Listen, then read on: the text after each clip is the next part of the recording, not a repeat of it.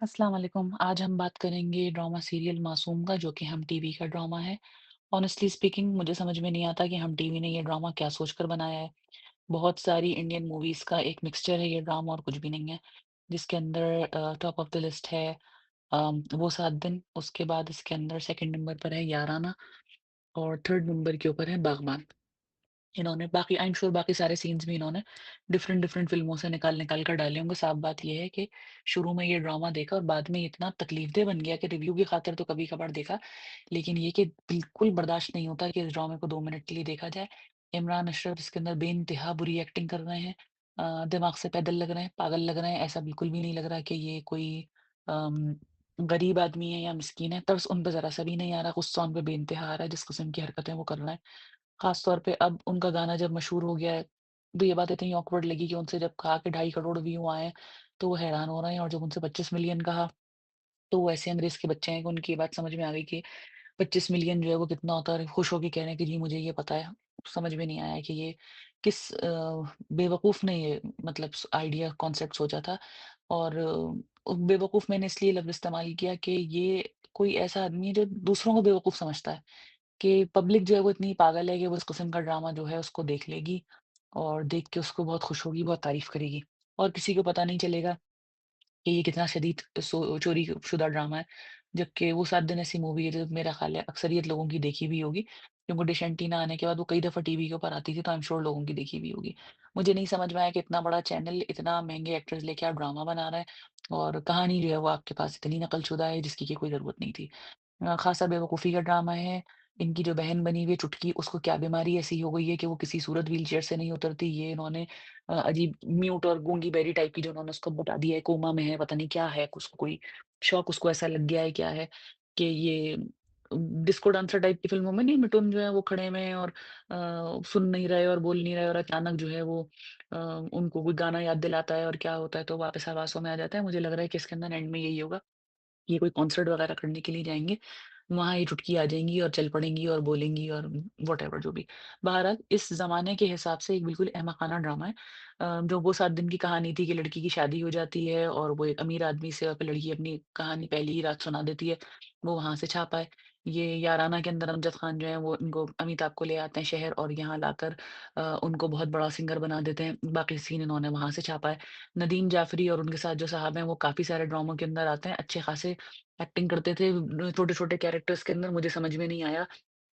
कि इस ड्रामे के अंदर आके और ये अजीब टी-शर्ट और पैंट पहन के जिस तरीके से वो नदीम जाफ़री की हाँ में हाँ मिला रहे हैं और बता रहे हैं कि दिलशाद फैसलाबादी को बहुत ऊँची चीज़ है, वो बहुत ज़बरदस्त गाना है, जिस तरीके से वो एनर्जेटिकली दोनों के दोनों आदमी कोशिश कर रहे हैं इनका मोरल हाई करने का और ये बताने का कि ये कोई बहुत अच्छा काम कर रहे हैं और बहुत ज़बरदस्त किस्म की कोई सिंगिंग कर रहे हैं, तो वो दोनों आदमी इंतहा से ज़्यादा अकल के अंदर बेवकूफ़ लग रहे हैं। मुझे समझ में नहीं आया कि नदीम जाफ़री को उठा के अब कहाँ से लाए हैं, क्यों लाए हैं? अपने वक़्त में इनके कोई गाने ऐसे नहीं चल रहे थे, कहा जाए कि कोई बहुत ज़बरदस्त थे, 1 आध 2 गाने इनके मशहूर हुए थे, लेकिन ऐसा कोई वो नहीं था कि अब ये इसके अंदर नौशाद साहब बनकर आए हुए हैं और अजीब मियाँ-मियाँ करके बात करना और बरखुरदार और ये वो बिल्कुल भी नहीं जच रहा, समझ में नहीं आ रहा कि ये rock star in the making है या ये इसको कोई कव्वाल बना रहे हैं या क्या गाने वाला बना रहे हैं, ये भी मेरी समझ में नहीं आ रहा। दिलशाद फैसलाबादी बन के जो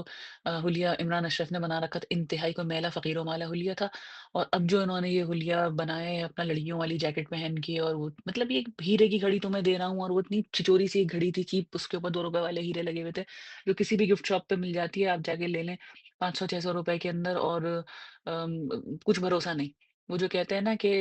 चले तो चाँद तक और ना चले तो शाम तक, वो वाली कैफ़ियत वाली वो घड़ी है बिल्कुल और ये उसको दिखा रहे हैं ड्रामे में, मतलब ज़रूरत ही नहीं थी दिखाने की और दिखानी थी तो वाक़ई कोई अच्छी घड़ी किसी भी ड्रामे के अंदर इतने सारे एक्टर्स आए हुए थे, किसी ने भी अच्छी घड़ी लगाई हुई हो, किसी की भी उतार के कह देते कि भई ये घड़ी है। उसमें हीरे-वीरे का कहने की भी ज़रूरत नहीं थी। और इमरान अशरफ जो उसमें कपड़े पहन कर आ रहे हैं, जैसे जीन्स पहन कर आए हैं, उसपे ब्लैक कलर के पैचेज़ लगे हुए हैं, उसके ऊपर भी स्टड्स लगे हुए हैं, अल्लाह जाने स्टोन्स लगे हुए हैं, क्या है, वो भी बेइंतहा ड्रेसिंग जो है बुरी है। लास्ट एक इनकी एपिसोड आई है आई थिंक सेकंड लास्ट के अंदर जिसमें ये ब्लू कलर का कोट पहनकर आए हैं और सनग्लासेस लगा के और कॉन्ट्रैक्ट साइन कर रहे हैं। ऑनेस्टली जो कपड़े इनको रॉकस्टार बनने के बाद पहनाए हैं वो बहुत ज़्यादा फ़ज़ूल कपड़े हैं। कोई बहुत ही बुरा स्टाइलिस्ट इन्होंने हायर किया है और दूसरी बात है कि इमरान अशरफ के ऊपर यंग लड़कों वाले कपड़े अच्छे नहीं लग रहे क्योंकि जब हम हीरोइनों को हर वक़्त कहते रहते हैं कि उम्र रसीदा हो गई है, इस फलाने ड्रामे के अंदर वो लड़की बड़ी उम्र की क्यों है? तो मर्दों को भी पता चलना चाहिए कि वो इस तरीके से लड़कों की तरह तैयार होते हुए अच्छे नहीं लग रहे। 30-40 साल का आदमी 22-23 वाली हरकतें कर रहा है, तो वो मुनासिब नहीं लग रहा। तो ओवरऑल मेरा नहीं ख़्याल हो सकता है अगर किसी ने भी ऐसे लोग जिन्होंने वो 7 दिन या याराना या बाग़बान जो बाग़बान मैं इसलिए कह रही हूँ कि जो गाड़ी वाला सीन है वो सोच रहे हैं, तो वो गाड़ी वाला सीन भी उन्होंने बाग़बान से उठाया। कि वो गाड़ी खरीदने की औकात नहीं है तो तुम क्यों आ गए गाड़ी लेने के लिए और ये वो, इस तरह की बातें ये सीन उन्होंने वहाँ से उठाया है। इसलिए मुझे एहसास हुआ कि सिंगिंग-विंगिंग के जो इनके सीन होंगे, वो भी आर्टिफ़िशियल होंगे और ये पता नहीं कौन-कौन सी फ़िल्मों से उन्होंने उठा लिए होंगे, बिला वजह जिसकी कोई ज़रूरत नहीं थी। तो ओवरऑल अगर किसी आदमी ने याराना नहीं देख रखी, वो 7 दिन नहीं देख रखी, बागबान नहीं देख रखी, तब भी उसको ये स्टोरी समझ में नहीं आएगी कि ये क्या कहानी बनाई है इन्होंने। एक बिल्कुल गरीब आदमी जो ज़बरदस्ती भिखारी बनने पे तुला हुआ है और बिल्कुल जाहिल और बिल्कुल मैला-कुचैला। वो शहर आया है सिंगर बनने के लिए, पैसा कमाने के लिए, मशहूर होने के लिए और वो आते ही एक लड़की से मोहब्बत के चक्कर में पड़ गया है और बगैर सोचे-समझे लगा हुआ है कि जी मैं इस लड़की से शादी करूँगा, जबकि वो लड़की शहर में रहती है पढ़ी-लिखी भी है, उसके अब्बा के पास घर भी है, पैसा भी सब कुछ है, तो वो इस भिखारी हुलिये के आदमी से क्यों शादी करेगी? ये बात मेरी बिल्कुल समझ से बाहर है कि इस ड्रामे को बनाने का मकसद क्या है? जो इसके अंदर कैरेक्टर उन्होंने दिखाया है मिकाल जुल्फ़िकार का, जब से ख़ास तौर पे उनकी सिदरा नियाज़ी उनकी बेगम के तौर के ऊपर आ गई हैं, वो भी एक बिल्कुल बेवकूफ़ाना सिचुएशन है और वो 7 दिन के अंदर ये बात अच्छी थी कि पहली ही दफ़ा के अंदर जो उनके मियाँ होते हैं नसीरुद्दीन शाह, वो अपनी बच्ची उठा के ले जाते हैं छीन के पद्मिनी कोल्हापुरी से जब वो कहती हैं कि क्यों? तो वो कहते हैं कल को आप चली जाएँगी, तो उस वक़्त मैं अपनी बच्ची को माँ कहाँ से ला के दूँगा? इसलिए बेहतर ये है कि आप अभी से मेरी बच्ची से दूर हो जाएँ। यहाँ मिकाल जुल्फ़िकार जो है उनको बच्चे की नफ्सियात का कोई एहसास नहीं है, वो रोज़ाना एक नए कलर की, नए फ्लेवर की अम्मा लाके उसके आगे रख देते हैं कि बेटा ये तुम्हारी मामा है, बेटा ये तुम्हारी मामा है। दूसरी बात ये नवीन नकवी बहुत सारे ड्रामास के अंदर आ रही हैं। ये सफ़ेद बाल करके और जितना आर्टिफ़िशियली वो अम्मा का कैरेक्टर प्ले कर रही हैं, वो सोफिस्टिकेटेड अम्मा बनकर आना चाह रही हैं, लेकिन वो बिल्कुल भी अच्छी एक्टिंग नहीं कर रही हैं, आई एम सॉरी। बहुत सारे ड्रामा के अंदर आई हैं, लेकिन उनकी एक्टिंग बेइंतहा स्किल्स उनकी ख़राब है, उनको कहीं छोटा-मोटा खड़ा कर लें, लेकिन खुदा के लिए इतने एक्सटेंसिव रोल्स उनको ना दें, उन पे नहीं जच रहा। तो ओवरऑल मेरी तरफ से इस ड्रामे को मुझे नहीं लगता कि कोई आदमी नॉर्मल हवासों के अंदर इस ड्रामे को देखेगा, पूरा देखेगा और देखता रहेगा।